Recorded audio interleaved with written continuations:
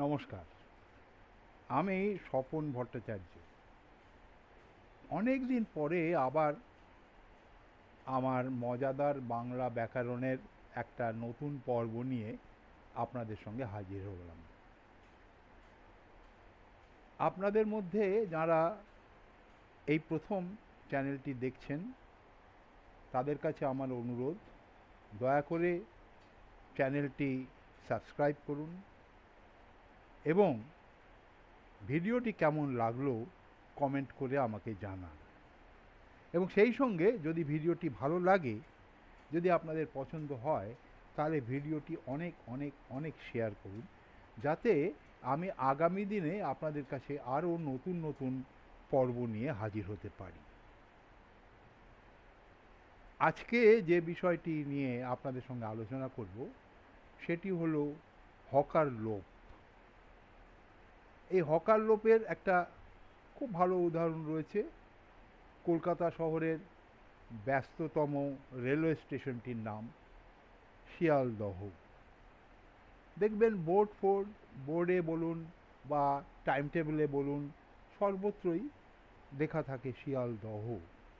কিন্তু আমি সাধারণভাবে ওই স্টেশনটিকে বলে থাকি শিয়ালদা। হঠাৎ শিয়ালদা কেন বলি? একটা রসিকতা আছে যে শেয়াল আপনার দাদা হতে পারে, আমার দাদা নয়, আমি তাই শেয়াল বলেই ডাকব। সেটা তো রসিকতার কথা, ছেড়ে দিন। কিন্তু শিয়ালদহ থেকে শিয়ালদা কি করে হলো? দেখুন, শিয়াল থেকে শেয়াল হওয়াটা সরসঙ্গতির লক্ষণ, সেটা আমরা জানি। যেমন বিড়াল থেকে হয়েছে বেড়াল, ঠিক একইভাবে শিয়াল থেকে হয়েছে শেয়াল। এটা নিয়ে কোনো সমস্যা নেই। কিন্তু সমস্যা হচ্ছে শিয়ালদহ শেষে শিয়ালদা হয়ে গেল কেন? এই শিয়ালদা হওয়ার কারণ, দহর হ যেটি রয়েছে সে হকার লোপ। আমাদের একটা প্রবণতা আছে যে বিশেষ করে শব্দ শেষে থাকলে আমরা সেটা সাধারণত উচ্চারণ করতে চাই না, কারণ শব্দ শেষে অনেক বেশি পরিশ্রম লাগে এবং আমাদের জীব কিন্তু পরিশ্রম বিমুখ। তাই আমরা একটা শর্টকাট সবসময় খুঁজে নিই। সেই জন্য একই কারণে আমরা বর্ণটি লোপ করে দিই, অর্থাৎ বর্ণটি চট করে উচ্চারণ করি না, বিশেষত শব্দ শেষে। তাই শেয়ালদহ শব্দের হটি লোপ করে দিই। এই হটি যে মুহূর্তে উঠে গেল, তাহলে শিয়ালদা কি করে হলো?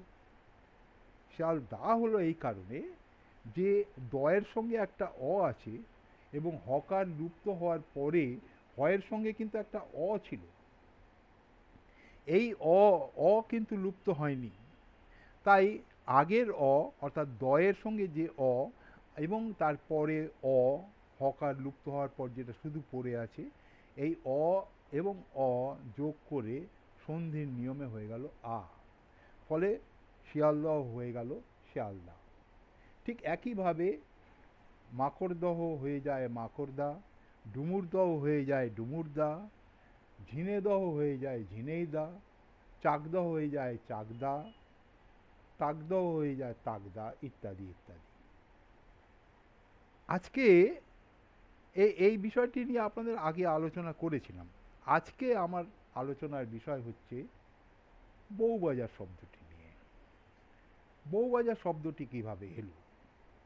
এ বিষয়ে অবশ্য দুটি মত রয়েছে। একটি মত হচ্ছে যে এক সময় কলকাতা শহরের বুকে, মধ্য কলকাতায়, বিশ্বনাথ মতিলাল বলে এক ধনী ব্যক্তি ছিলেন। তিনি তার পুত্রবধূর নামে একটি বাজার লিখে দিয়ে যান। এখন এই পুত্রবধূকে হিন্দিতে বলা হয় বহু, সেই কারণে ওই বাজারটির নাম হয়ে যায় বহু বাজার। এ বিষয়ে একটা প্রশ্ন থাকে যে এই বিশ্বনাথ মতিলাল, তার জন্ম হচ্ছে জয়নগরের দিকে, দক্ষিণ 24 পরগনায়। সেখান থেকে তিনি কলকাতায় তার মামার বাড়িতে বসবাস করতে শুরু করেন এবং বিরাট ধনী হয়ে ওঠেন। তো আমার প্রশ্ন যে তিনি হঠাৎ হিন্দিতে বহু বলে বলে তার পুত্রবধূকে বহু বলবেন কেন?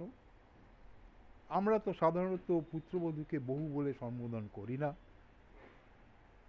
সে যাই হোক, এটা সত্যি কিনা জানা নেই। আরেকটি মত আছে যে ওই অঞ্চলে অনেকগুলি বাজার ছিল, এই অনেক বা বহু থেকে হয়েছে বহু বাজার, এবং সেই বহু বাজার শেষে গিয়ে দাঁড়িয়েছে আমাদের চলতি কথায় বউ বাজার। কিন্তু বহু থেকে বউ কি করে হলো? বহু থেকে বউ হওয়ারও কিন্তু এই একটি কারণ, হকার লোক। অর্থাৎ বহু শব্দের হটি লুপ্ত হয়ে গেল। হটি লুপ্ত হয়ে গেলে পড়ে রইল কি? উ। হয়ের সঙ্গে একটি উ আছে, এই উটি পড়ে রইল। এই উটি লুপ্ত হয় না, ফলে ব এবং তারপর উ, বউ। ঠিক এইভাবেই এটি বউবাজার হয়ে গেল। আজ এই পর্যন্ত। আমি আশা করব আগামী দিনে আবার আপনাদের কাছে নতুন কোনো বিষয় নিয়ে অন্য কোনো ভিডিও হাজির করব। ততক্ষণ পর্যন্ত আপনাদের কাছে অনুমতি চাইছি। নমস্কার, ভালো থাকবেন।